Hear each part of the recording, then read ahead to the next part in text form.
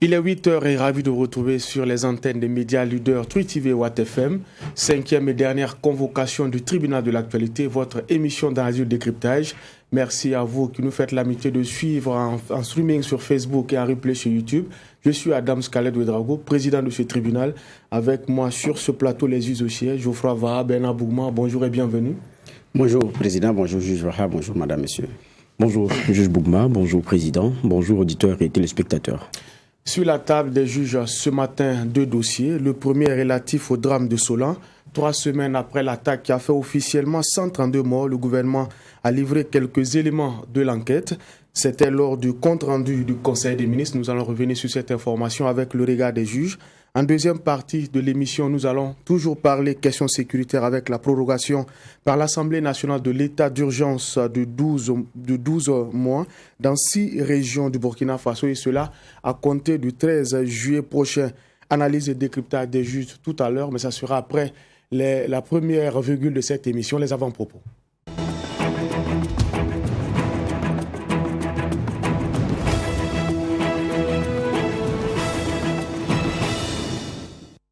Et pour la partie avant-propos, nous allons commencer avec le doyen des juges, juge Vaha. Oui, merci président. Moi, mon avant-propos va concerner une étude, celle menée par Bank of America, qui nous apprend que le baril de Brent pourrait franchir la barre des $100 en 2022. Donc ça veut dire que on doit commencer à encore s'inquiéter. Et on sait que le cours du pétrole ces derniers temps n'a connu que des hausses. On connaît les répercussions que cela a eu. Et aujourd'hui, lorsqu'on apprend cela, ça veut dire que pour nos économies, il y a des ajustements très clairs à faire. Et les raisons qui sont données sont nombreuses.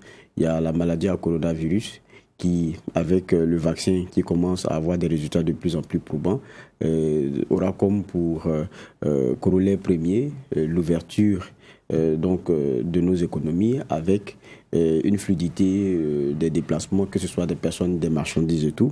Et donc, l'économie va vraiment reprendre. Et quand on dit cela, ça part aussi avec forcément une demande parce que tout se transporte.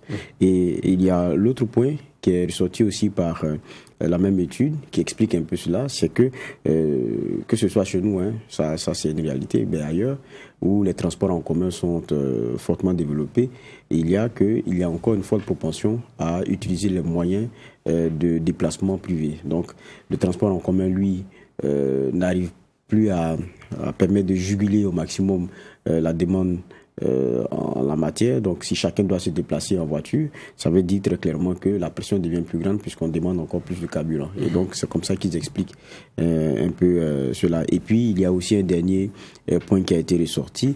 On sait avec les initiatives comme CAPEX, il y a cette pression qui est mise sur la plupart des pays producteurs de pétrole, de moins investir, notamment dans la production de pétrole, mais plus dans les énergies renouvelables.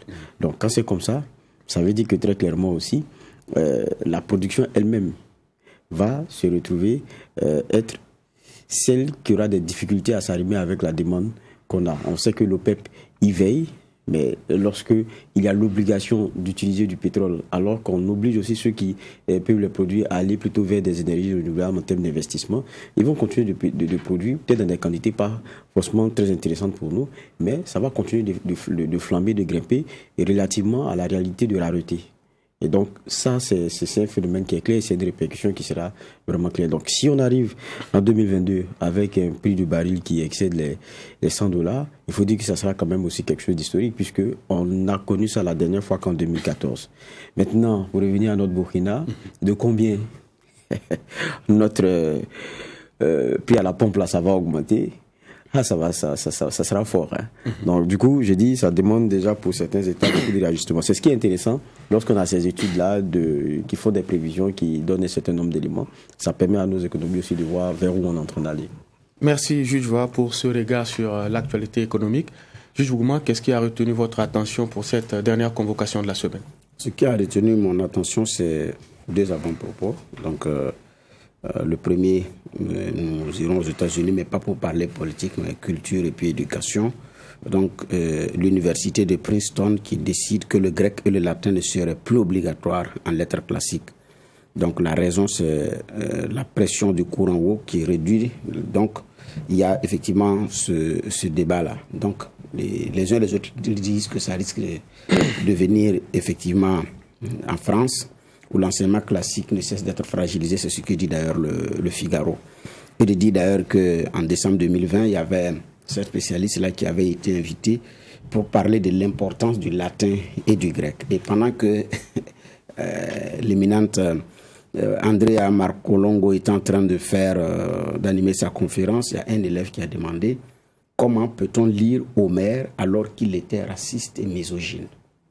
C'est un élève qui a posé la question, et puis bon, les uns et les autres, et l'enfant a ajouté, j'avais l'impression qu'on avait lu deux auteurs différents. Parce que c'est aussi une société américaine qui ne tolère pas les misogynes, qui ne tolère pas le racisme, alors que l'étudiant dit, nous étudions quelqu'un qui est raciste et qui est misogyne.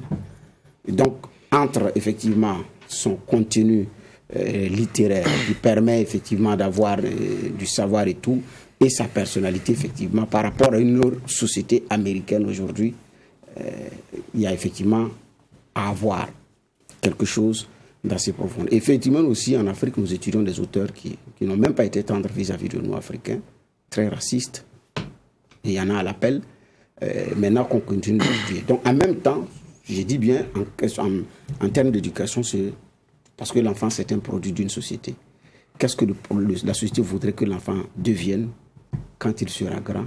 Qu'est-ce qu'on met sur lui en termes de fertilisant pour qu'il croisse avec? Ça, c'est toute la société, effectivement, qui doit avoir ce regard-là. Mais aujourd'hui, effectivement, ces choses sont des exemples qui interpellent par rapport au contenu à mettre, par rapport à certains auteurs dont je ne remets nullement en doute la qualité du travail, parce qu'il y a le travail de la personne. Même sur le plan des recherches scientifiques, vous avez trouvé des scientifiques qui sont racistes, mais ce n'est pas pour autant qu'on n'utilise pas le produit de leur invention. Non. Il y a des grands messieurs qui ont fait bouger les questions humanitaires, mais qui sont foncièrement racistes et discriminatoires. Donc aujourd'hui, il y en a qui remettent en cause le combat de Gandhi, mais il a inspiré combien à l'échelle mondiale? Donc, il y a effectivement un regard lucide à avoir avec, comme on appelle ça, tous ces relents et tous ces travaux-là. Mais c'est aussi en fonction de ce qu'on a comme existant et de ce qu'on cherche à atteindre comme avenir aussi pour nos enfants. Qu'est-ce qu'on prend et qu'est-ce qu'on laisse? Ça, c'est effectivement le travail, je dis bien, de toute la société. Ni les spécialistes de l'éducation, encore moins les parents seuls ne pourront pas. Pas force. Et donc, il y a qu'une société doit réfléchir par rapport à cela. Et j'ai dit bien, c'est un article-là qui m'interpelle. Mon deuxième avant-propos, c'est ici au Burkina, où j'avais reçu dans le cadre de l'émission Triangle 3 personnes donc, qui connaissent bien leur domaine. Et parmi eux, il y a l'entrepreneur qui avait dit qu'il y a un problème de fer, pour ne pas dire de matériaux de construction qui se pose au Burkina.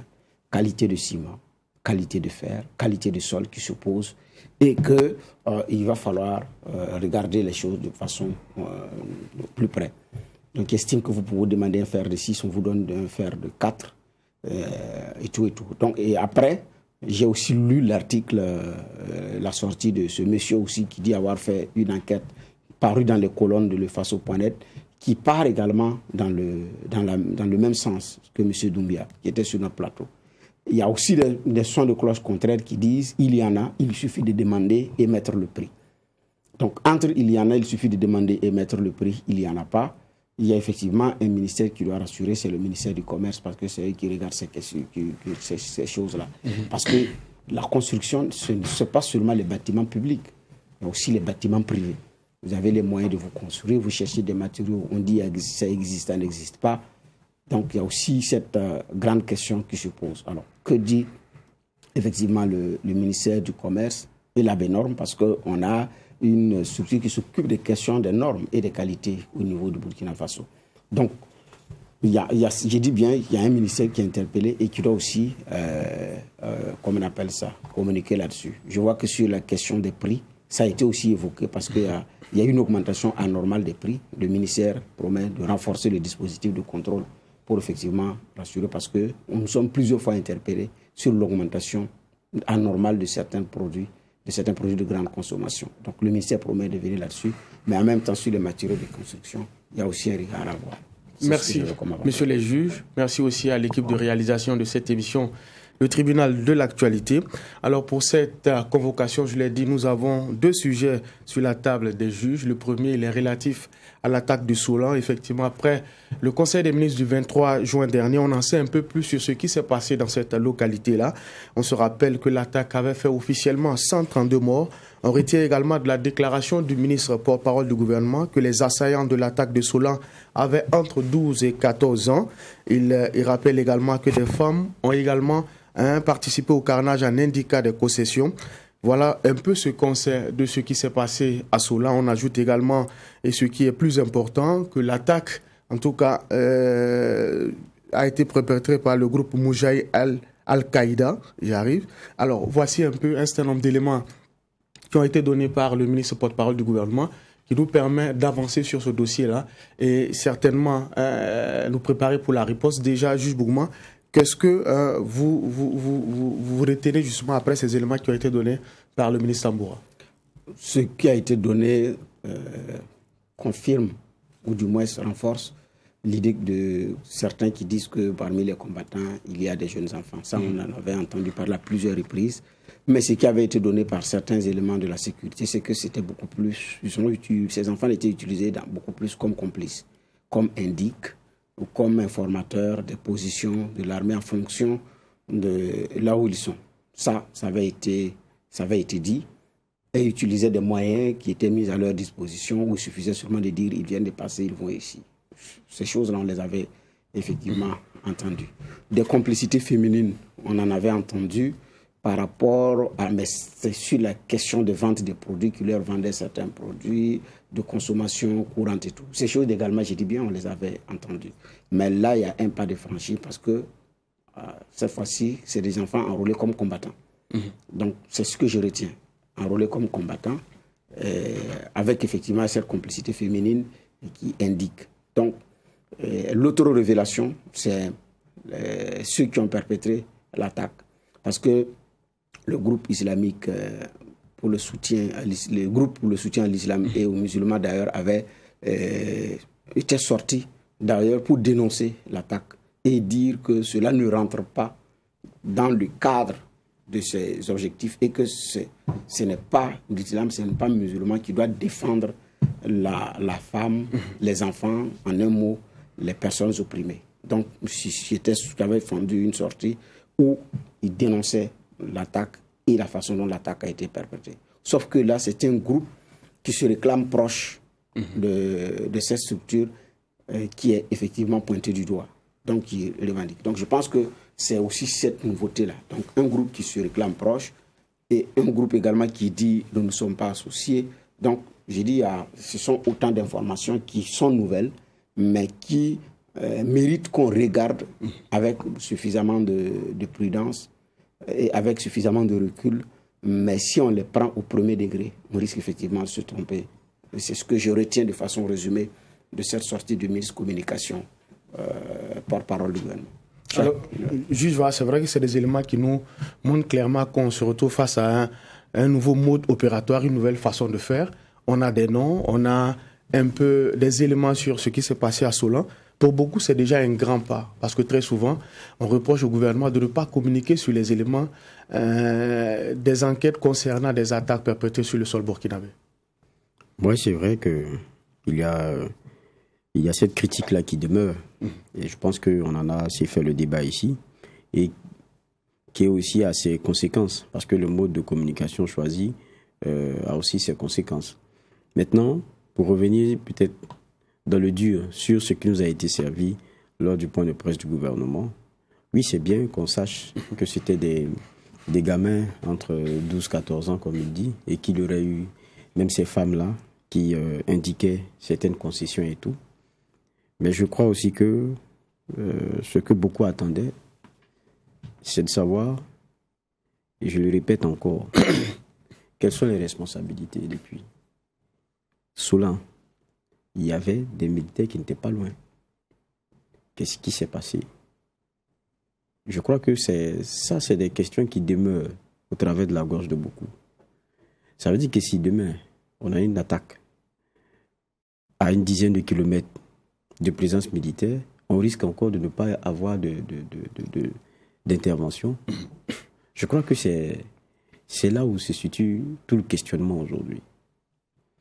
Sinon, c'est bien de savoir qu'ils avaient en 10 et 14 ans. Ça nous permet aussi de comprendre. Et pour moi, c'est pas forcément aussi c'est pas une grosse révélation, hein, parce que on en parlait tout à l'heure avant l'émission.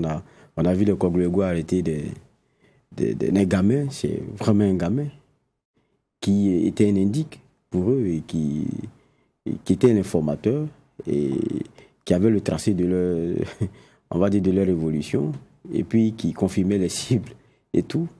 Je passais une vidéo en morée et tout. Donc ça, c'est pas pour moi, c'est pas nouveau, mais c'est intéressant déjà de le savoir. Mais je dis, à la sortie du gouvernement, il y a beaucoup de questions qu'on attendait encore. Oui, parce que ça s'est passé. Ce n'est pas nous donner maintenant dans le détail ceux qui sont venus ou quoi que ce soit, mais qu'est-ce qui s'est passé? Puis nous, on n'a pas pu réagir tôt. Pourquoi est-ce qu'on n'a pas pu éviter le nombre de morts qui soit aussi fort? Parce que pour faire plus d'une centaine de morts, il faut passer son temps. C'est un vrai siège qui a été fait à Solan. C'est pas en 2 minutes. Ça, c'est les questions qu'on se pose. C'est ces questions-là qui attendent des réponses. Pourquoi on n'est pas une autre expression pareille d'un moment aussi difficile que le Burkina a vécu? Je crois que c'est ça le plus important. Sinon, ils auront en 10 et 14 ans, s'ils ont encore la possibilité de revenir et que ça va se passer de la même façon, on va nous dire qu'ils ont fait en 10 et 14 ans. Je crois que ce qu'on attend, c'est bien comme info qui nous soit donné. Mais qu'est-ce qui s'est passé? Je dis toujours que tant qu'on ne tire pas les leçons d'un fait et qu'on ne dise pas voilà où ça n'a pas marché, voilà ce qui n'a pas été bien fait. Donc voilà comment on corrige. On va continuer dans la répétition et puis dans les émotions. Maintenant, peut-être qu'il y a une cuisine interne qui est en train d'être faite pour que la question des responsabilités, après peut-être on en voit les conséquences tirées. Mais je dis que moi, ce que j'attendais après plusieurs semaines, c'était ce genre de point-là. Mais ça nous renseigne aussi sur la gravité du terrorisme auquel nous faisons face aujourd'hui. Dans le subconscient des gens, quand on dit terroriste, ils voient des barbus, des messieurs quand même d'un certain âge mûr. On doit comprendre qu'ils recrutent jusque parmi les enfants. Et que c'est des gens sans cœur. Mais ça aussi, ça se savait. Et vous savez, l'enfant soldat, il est pire que tout. Parce que lorsqu'il est, d'abord, de par son esprit et de sa fragilité, il est malléable à souhait. Et lorsqu'il a adhéré, il y a un courage monstre que vous ne pouvez pas comprendre. Et donc, c'est dans ce registre-là qu'on est. Ça nous renseigne sur certaines choses. Et puis dire qu'il y a des dames qui, elles-mêmes, ont désigné des concessions et tout. Donc, ça veut dire que ça casse aussi la représentation presque imagée que l'on a du terroriste. C'est le monsieur de tous les jours. Ça peut être ton gamin. Ça peut être ta femme. C'est de ça qu'il s'agit. Ça peut être une femme, ça peut être un gamin, c'est ce que je veux dire. Donc, ça doit changer les perceptions aussi des gens. Même dans la vigilance que les uns et les autres devraient avoir, à se dire que, bon, non, lui, il ne peut pas faire ça. Ça, c'est une femme. Non, ça, c'est des enfants. La conversation que j'ai entendue là, c'est pas sûr, c'est des enfants, il ne peut pas. Non. Ça nous renseigne et ça nous donne peut-être beaucoup d'éléments pour être un peu plus regardant et dans le filtre qu'on a, comprendre que tout le monde peut être un point de relais ou un soutien pour ces terroristes-là. Ça nous renseigne et c'est positif. Mais je dis, il y a beaucoup d'autres éléments que nous attendions, qui ne sont pas venus. C'est vraiment ça pour moi à ce qui se dit, comment les choses se sont passées à Solan et tout. Il y a beaucoup de questions qui demeurent en suspens. D'accord. Des questionnements qui demeurent, vous l'avez dit, avec ce qu'on a comme information donnée par le ministre porte-parole du gouvernement, il y a un pas de franchi qui permet également d'affiner aujourd'hui la stratégie. Mais comme Geoffroy l'a dit, ça laisse un goût d'inachevé quant à la responsabilité aujourd'hui sur le terrain par rapport à ce qui s'est passé à Solon. Donc, pas seulement d'affiner leur stratégie, de demander aussi aux populations de redoubler de vigilance par rapport à toutes ces choses-là. Parce que le tout militaire seul ne suffira pas. Et ça, c'est très difficile. Mais maintenant, effectivement, je suis d'accord que jusqu'à présent, il n'y a pas eu de responsable. Il n'y a pas eu de responsable. Il y a une radio dont le rédacteur en chef a été démis de ses fonctions avec effet immédiat. Il y a une radio qui a été suspendue pendant 5 jours. Il y a d'autres médias qui ont été entendus. Nous avons écopé d'une mise en demeure pour avoir diffusé des images choquantes. Et ce sont les responsables comme ça, jugés. Ce sont les responsables de l'attaque de Solon. Donc les autres, il n'y a pas de responsable. Alors qu'une sanction administrative conservatoire ou des mesures conservatoires aurait permis de donner comment on appelle ça, de la sérénité et de l'espoir. Parce qu'ici, on ne dira pas qu'un tel qui a été relevé est responsable. C'est lui le complice, c'est lui qui a commandité. Non, ce n'est pas de ça qu'il s'agit. Il s'agit de responsabilité, d'assumer une responsabilité politique et morale de ce qu'on incarne, qui donne de l'espoir et qui ajoute également un sens à la responsabilité. Et c'est à ce niveau que jusqu'à présent, on n'a pas eu des infos. Sinon, le reste, on ne peut pas, dans des questions sécuritaires pour ce genre d'enquête, ce n'est que des bribes d'infos qui peuvent être données. Les autres informations, ce n'est pas possible. Donc, dans des attaques pareilles, il y a des informations qu'on n'aura pas. Il y a même des cerveaux qui peuvent être pris sans qu'on ne sache que ça a été pris. Il y en a qui vont annoncer, il y en a qui n'annonceront pas. Parmi ce dont il est question de l'âge des enfants, nous avons ouï dire qu'il y a quelques enfants qui ont été pris et interrogés, et il y a certaines informations qui sont sorties. Parce qu'après, il y a eu un ratissage, et puis c'est des localités où les gens se connaissent. Ça, il ne faut pas vous flatter. C'est des localités aussi où les gens se connaissent, sachant que tel pactise ou tel ne pactise pas, et des rescapés pourront donner des indices, parce qu'il y a des rescapés. Il y a des rescapés. Ceux qui sont soignés sont des rescapés. Il y en a qui ont survécu à leurs blessures, il y en a qui n'ont pas survécu. Mais il y en a aussi qui gardent le traumatisme d'images d'hommes proches qui ont été complices pour que la personne se retrouve avec des séquelles sur son corps. Donc, qui connaît également des indices et qui peut donner aussi des noms ou des indices. Donc, ce qui fait que les informations terrain données par le gouvernement ne sont pas aussi à négliger ou à banaliser. Maintenant, l'autre état de fait sur lequel, ainsi Geoffroy, je suis d'accord, c'est que jusqu'à présent, il n'y a pas eu de responsable, ne serait-ce que moral. Ça, on ne l'a pas. Et c'est là où, effectivement, les uns et les autres n'arrivent pas à comprendre. Sinon, pour le reste, j'ai dit, il y a de la prudence à avoir. Les enfants, c'est une forme de courage, comme l'a dit Geoffroy, mais c'est un autre niveau de barbarie. Prenons les pays où il y a eu l'enrôlement des enfants soldats, les vraies barbaries ont été commises par les enfants. Que ce soit au Libéria, en RDC, Sierra Leone et autres, là où les enfants soldats ont été enrôlés, la violence est très barbare. Je dis bien barbare. Parce que ce qu'il est capable de faire, ce qu'on arrive à mettre dans son cerveau, c'est fini. Et puis c'est dans des localités où les écoles sont fermées. Tous ces enfants la font quoi? Donc, j'ai dit bien, il y a une prudence qu'on doit avoir. Sur beaucoup de questions, je ne suis pas d'accord avec le gouvernement. Ça, il n'y a rien à faire. Mais j'ai dit bien, quand ces gens d'infos sortent, aussi c'est une population qui doit être prudente. Je le dis parce que Geoffroy a évoqué la vidéo qu'on a vue. Le Congolais est en train d'interroger le jeune. Ils sont d'ailleurs deux. Parce qu'il y a une demoiselle à côté, tous ils sont menottés. Mais dans l'extrait, la demoiselle ne parle pas, mais c'est le monsieur qui parle. Ah, mais ce qu'il dit, c'est un frère dans le dos. Puisqu'il dit d'ailleurs qu'il est élève coranique. On lui sort un papier dans son sac, ils lui disent de lire, et puis il ne sait pas lire. Il ne sait même pas lire ce qu'il détient comme papier qui montre qu'il est élève coranique. C'est-à-dire, ça fait partie aussi de la stratégie. Ce n'est pas un élève coranique, mais c'est comme ça qu'il arrive à infiltrer. Et donc, il y a aussi ce recruteur-là qui aurait été mis aux arrêts à Boromo. On parle également que dans le réseau, il y a même des filles de joie qui sont dans le réseau, dans certaines mines d'or. Donc, j'ai dit bien, il y a effectivement à prendre avec, comment on appelle ça, suffisamment de recul. Mais en face, vous avez un gouvernement qui n'a pas rassuré sur sa communication, qui a piétiné, qui a donné de la contradiction, après qui a été aussi contredit quand on a vu ce qui s'est passé avec le retour.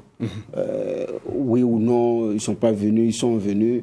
Donc il y a aussi qu'à un moment donné, les uns et les autres ne veulent plus entendre la parole gouvernementale, qu'elle soit vraie ou pas. Les gens étaient à autre chose. Ce qui fait que, dans ces conditions, on rejette, on peut jeter le bébé avec l'eau du bain. Mais, c'est-à-dire que s'il y a des indices femmes, c'est qu'il y a aussi lieu de se poser la question sur qui ont réellement attaqué et pour quel motif. Parce que pour arriver à indiquer le domicile de quelqu'un, il y a autre chose. Pourquoi on indique? La personne ne veut pas collaborer avec ceux qui sont venus attaquer. Ou on soupçonne la personne d'appartenir à telle ou telle entité, à telle enseigne qu'elle n'est plus elle est maintenant indésirable. Parce qu'arriver à indiquer le domicile avec exactitude pour qu'on frappe, il doit y avoir quelque chose d'autre.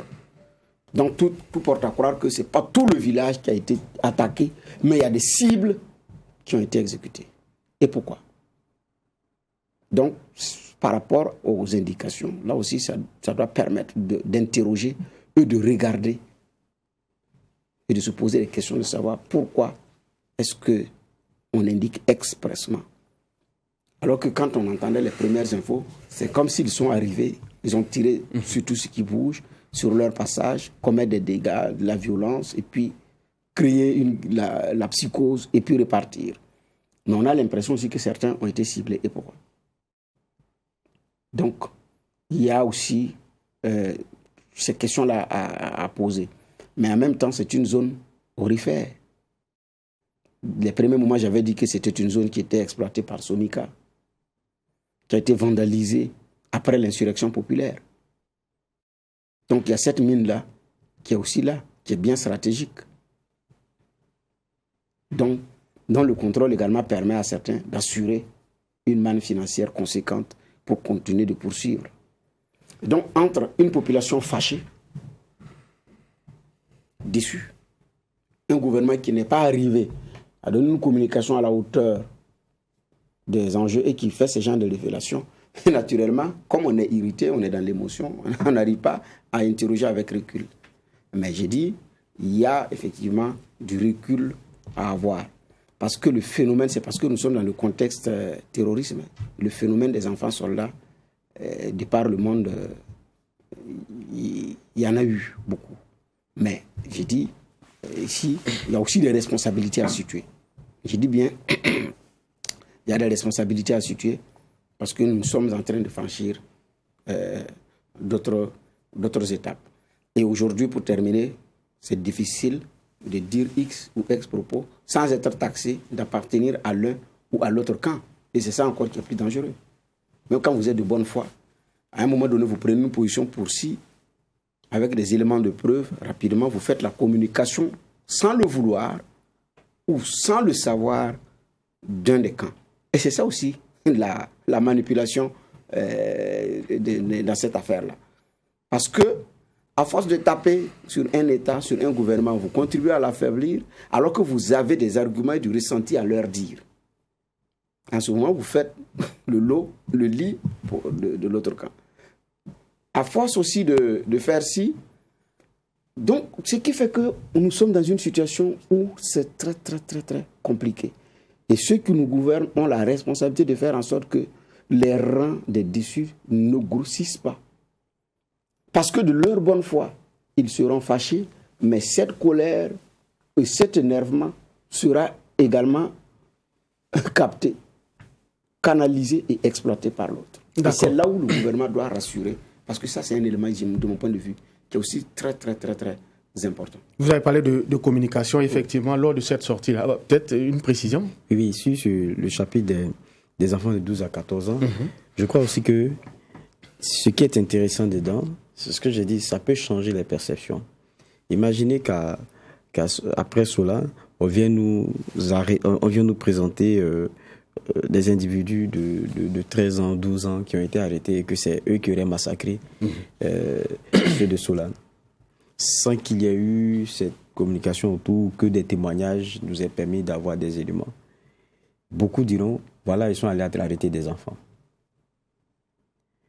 Parce que c'est comme ça que la perception première sera. Ils n'ont pas pu attraper les auteurs, c'est des enfants, ils sont allés arrêter. Ou bien, si dans les échanges, vous avez des enfants qui tombent, on vous dira, ils sont allés, c'est des enfants, ils ont tué. Vous voyez un peu de quoi nous parlons. C'est parce que dans l'imaginaire partagé et populaire, c'est difficile de voir l'enfant soldat. Mais ça, il faut qu'on déconstruise ça. Je crois que ça aussi, c'est ce qui est intéressant dans ce qui est en train de nous être donné. Au lieu de voir une femme, on dit non, ça là, ça doit être une balle perdue. On dit qu'on n'a plus la bonne dame, on allait la caler parmi les assaillants. Parce que l'imaginaire populaire n'arrive pas à accepter qu'il y ait cette frange de la population-là, qu'il y ait ce profil-là parmi les Annie. Mais il faut qu'on commence à comprendre, ils sont dedans. Maintenant, cela veut dire quoi aussi en termes d'enjeux? Même quand vous arrêtez ces gamins, il y a la grosse question de ce que vous faites. Parce que l'administration même de la justice juvénile, là, c'est un fort débat. Quand vous entrez avec les messieurs droits humains, défense de ceci, de cela, vous allez voir que vous rentrez dans un autre débat. Ils vont vous dire que ces enfants-là, gamins qu'ils sont, c'est-à-dire que le débat sur les responsabilités pénales, du fait de leur âge, devrait être posé autrement. Et que s'ils sont soldats, c'est qu'ils sont victimes. Vous allez lire beaucoup de trucs des droits humains, vous verrez que s'ils sont soldats, c'est parce qu'ils sont victimes de recruteurs. Et que les condamnés, ça serait les condamnés doublement. Parce que c'est d'abord des victimes. Est-ce que vous comprenez un peu de quoi je parle? Et demain, vous serez dans d'autres débats. Vous aurez des gens qui viendront vous faire un débat dans le débat, des réalités dans les réalités. Et on pourra pas. Et arrivé un moment, vous avez l'impression de ne plus pouvoir vous en sortir. Ou des enfants qui ont tenu des armes, qui ont participé à la tuerie de centaines de personnes, du point de vue de la loi et vis-à-vis de la loi, on commence à parler d'une certaine responsabilité qui ne peut être fixée. Ça, c'est aussi des choses pour lesquelles on doit se préparer. Et c'est pas pour rien. Si vous vous rendez compte que de plus en plus, ce sont des enfants là qui sont recrutés. Dans beaucoup de guerres, c'est comme ça. Parce qu'ils savent comment le gamin qui tient l'arme peut-être, je ne sais pas, au regard d'un certain nombre d'éléments, échapper à des choses. Et c'est lui qu'on envoie là où on sait qu'on peut attraper quelqu'un. Parce qu'après, ça devient compliqué. Quand vous présentez le visage, ça attendrit tout le monde, alors que ça devrait être différent. Et ça pose un problème dans le problème. Donc je veux dire que ça, c'est un enjeu. Vous allez voir, même, je ne sais pas si la CPI ne reçoit pas ce genre de cas, parce que c'est des choses qui sont de l'ordre de débat. Je veux dire, même s'il y a des soupçons de quoi, crime contre l'humanité, vous allez tout allonger, mais c'est des gamins. Je ne sais pas si ça... Mais je veux dire que ça, il y a ces enjeux-là qu'il faut prendre aussi en compte dans les révélations qui sont en train de nous être données. Il y a des champs possibles qui s'ouvrent. Et ça va interpeller nos puristes du domaine des droits. Parce que quand vous allez arrêter ces enfants de 14 ans, 12 ans, ou même de 8 ans, dont les témoignages de victimes ou les témoignages de rescapés les indiquent clairement, vous allez comprendre qu'il y a d'autres choses qui viennent derrière. C'est ça tout le caractère complexe aussi de la lutte contre le terrorisme aujourd'hui. Où, quelquefois, le bourreau, dans le débat, on te dit qu'il est victime. Et ça ça devient très complexe. Et quelquefois, avec les défenseurs des droits de l'homme ou des droits humains, je ne sais pas comment on dit, dans tous les cas, vous allez voir qu'il y a comme un abysse de perception. Il y a comme... des fois, c'est des antagonismes qui deviennent forts parce que vous vivez mal que le bourreau commence à être présenté autrement. D'accord. Il y a un autre enjeu qui a été soulevé par le ministre porte-parole du gouvernement lors de sa sortie le 23 juin. C'est notamment la question de la communication et de l'utilisation des réseaux sociaux dans cette guerre asymétrique-là. Alors, il craint qu'une autre forme de terrorisme se développe à travers justement ces différents canaux-là. Est-ce que ce n'est pas un débat à poser et aussi baliser ce terrain-là pour que, comme Bernard l'a dit, on ne fasse pas, je dirais, la communication pour ceux justement qui attaquent le Burkina Faso? Bon, là-dessus, moi, quand j'écoute le porte-parole du gouvernement, moi, il y a beaucoup de choses qui me viennent en tête. Sur les réseaux sociaux, vous savez, il y a les médias traditionnels qui ont un genre de prolongement maintenant sur les réseaux sociaux. Et vous avez vu les médias qui se sont fait taper sur les doigts, c'est y compris ce qu'ils ont partagé aussi sur leur page officielle et tout. Et quand, pour le cas de Omega, de ne pas les citer, c'est le groupe, donc média, qui a été lui-même pendant 5 jours empêché de continuer de donner de l'info, qui est ce qui est sa fonction première. Donc, pour ce qui est des médias, je ne pense pas qu'on soit concerné parce que le ministre de la Communication a eu à dire. En tout cas, nous, on n'est pas concernés par ça. C'est avec beaucoup de responsabilités que les informations sont données, même si il y a eu certains débats, mais c'est sur des éléments bien précis et qui ne sont pas de l'ordre de ceux dont parle le ministre de la Communication. Et puis on a eu un CSC, gendarmes comme ils n'aiment pas qu'on les appelle, mais qui ont joué pleinement ce rôle-là en tapant sur les doigts des uns et des autres et puis en interpellant certains médias qui étaient donc épinglés. Maintenant, il y a l'autre aspect. On parle des réseaux sociaux sur lesquels ce même Conseil supérieur de la communication ne peut rien parce qu'il y a sa limite au regard des textes. Mais sur ce champ-là, est-ce qu'on est dans une zone de non-droit? Je crois que certaines décisions de notre justice burkinabé nous font comprendre qu'on n'est pas dans une zone de non-droit. Donc, quand vous êtes aux affaires, donc vous êtes censé faire respecter les choses, c'est vous qui avez tous les pouvoirs pour ne pas qu'on aille dans tous les sens. C'est vous qui régulez. Vous êtes dans votre rôle régalien, vous mettez toute la machine en branle pour ne pas que ça continue ou bien que ça se perpétue. Cela a été fait pour les médias. Maintenant, pour les réseaux sociaux, qu'est-ce que vous faites? On a un procureur. C'est ça le problème. Quelquefois, certains vous disent, non, vous les journalistes, allez à l'information. Mais on ne peut pas diffuser les choses au même titre que vous. Les gens prennent des photos, ils les balancent comme ils veulent. Ils te font un paragraphe, vous lisez, la photo n'illustre en rien le paragraphe qui a été donné, mais juste parce qu'on veut balancer des infos dont on n'a même pas recoupé, on n'a pas pris l'obligation du recoupement pour en savoir la véracité. Mais on balance. Ou on a des vidéos même qui sont fautes. Vous faites la communication même de la terreur pour celui qui veut la s'aimer. Mais il n'y a rien. Et ça, les gens sont devenus des champions. J'ai aimé de voir certains qui disent j'ai eu des vidéos de temps, mais je ne peux pas me permettre de mettre des photos, je ne peux pas me permettre de les diffuser. Mais quand on regarde, ça fait mal.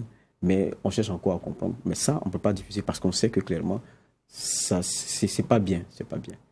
Mais beaucoup ne se fatiguent pas, ils ne se gênent pas outre mesure.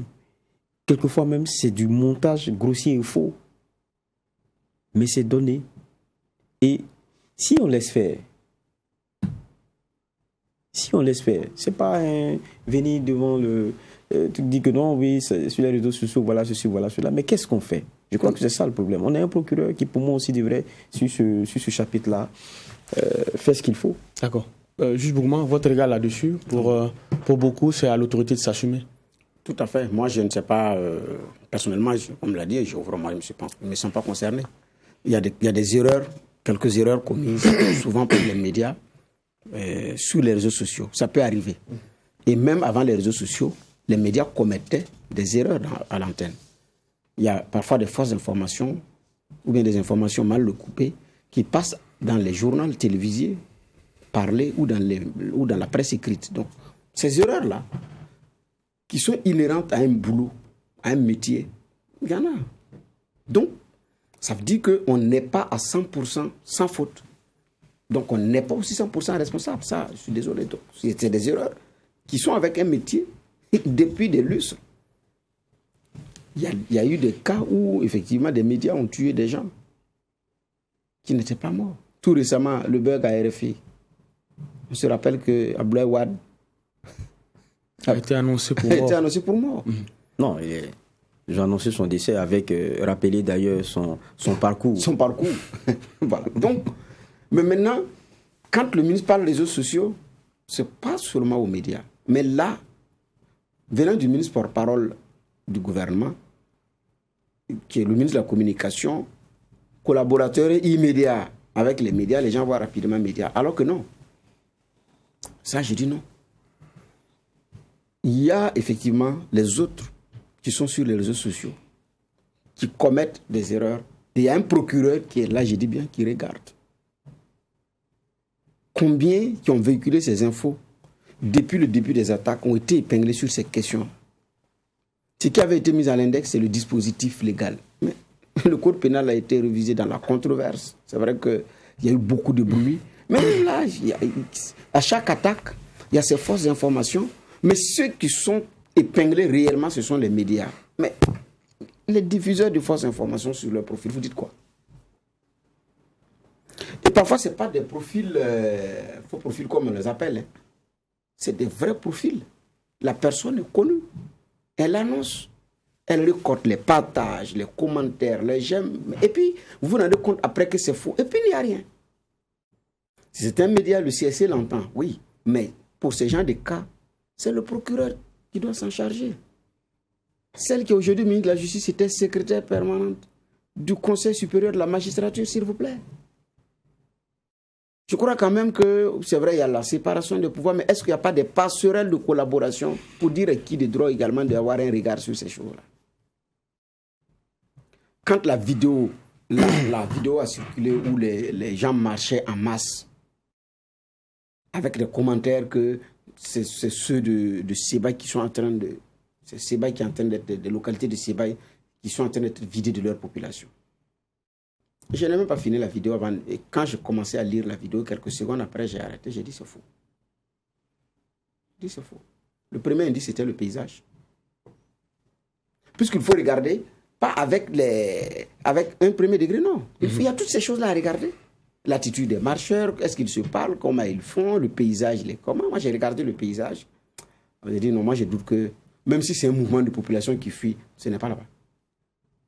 J'ai arrêté de lire la vidéo, je n'ai pas continué. Mais il y en a qui l'ont partagé, qui l'ont repris, qui ont dit, et qui mettent des émoticônes avec des larmes, qui renforcent la psychose, alors que j'ai dit bien c'est faux. Une vidéo qui a été tournée dans la périphérie de Ouagadougou ici, pour des gens qui ont des soucis de santé, et qui partent pour des trucs. Voilà.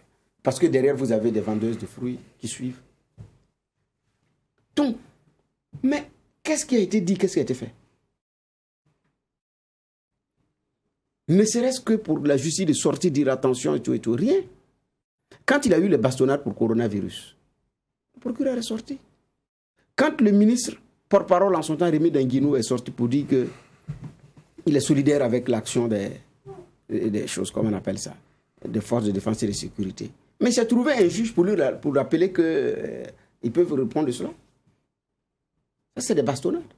Quand on a eu les vidéos des ébats des uns et des autres, à un moment donné, c'était aujourd'hui, c'est tampouille, demain, c'était pas droit et tout. Ça aussi, ça fait le tour des réseaux sociaux.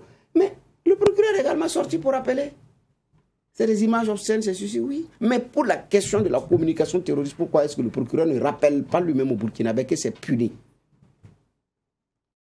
Il doit rappeler que c'est puni.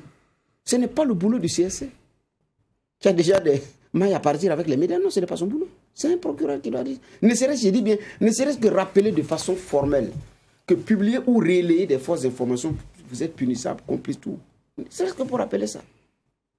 Parce qu'il a rappelé pour les autres dispositions, là aussi, pourquoi il ne le fait pas? Alors que c'est pernicieux. Je m'attendais aussi à ce que, dans la communication gouvernementale, on nous dise, bon, ces choses-là aussi ont été... Ou bien c'est le gouvernement, je ne sais pas moi, qui a porté formellement plainte et c'est sur la table du procureur de la République. Ou bien le procureur s'en est autosaisi. Ou bien des organisations de la société civile qui sont dans le domaine de la lutte contre le terrorisme et qui aident ceux qui luttent sur ce chapitre-là, posent plainte par rapport à ça aussi. Mais rien. Chacun dit, oh non, c'est une force. Après, vous revenez, vous voyez fake, et puis on passe à autre chose. Donc, je dis bien, quand on parle des réseaux sociaux, ce n'est pas les médias classiques qui ont des supports réseaux sociaux. Certains également se sont créés en ligne, mais traitent l'information de façon responsable. Donc, de la presse en ligne, très présente sur les réseaux sociaux, qui n'ont aucun support de médias classiques, radio ou télé, mais qui ne sont qu'en ligne, mais je dis bien qu'ils font un boulot propre et suffisamment responsable, avec beaucoup plus de recul. On avait interviewé le rédacteur en chef de Burkina 24, Abdou Zouré, par rapport à comment est-ce qu'ils traitent l'actualité en ligne avec tout ce qui est attaque terroriste. Il a donné des informations, c'était édifiant sur la façon de traiter cette information, des attaques. Donc, le gouvernement, la justice où regarder par rapport à cette question d'information, de communication pour les terroristes via les réseaux sociaux. D'accord.